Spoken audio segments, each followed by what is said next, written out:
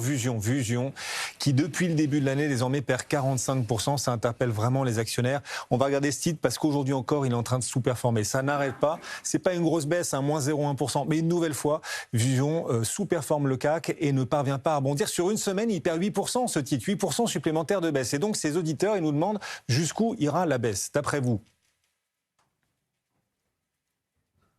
Alors, je ne sais pas, je n'ai pas de boule de cristal. Ce qui se passe sur Vision, c'est que c'est une société qui a enclenché les grands contrats, notamment avec Walmart.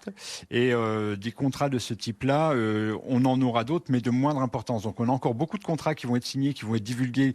Et on attend notamment sur plutôt la deuxième partie de l'année de nouvelles sorties. Et donc ça devrait pouvoir porter le titre. Mais en attendant, Vision est en train d'expérimenter ce qui se passe à chaque fois. C'est que quand on a un peu moins de visibilité, ou en tous les cas, on sait que la croissance qui était très forte, qui a porté le titre, qui avait fait des performances exceptionnelles, ralentit, on est dans ce scénario-là. Donc c'est compliqué parce que si on le regarde au pied de la lettre, qu'on regarde les résultats et les perspectives, il y a de la croissance, c'est rentable, enfin bref, il y a tout pour que ce soit adoré en bourse.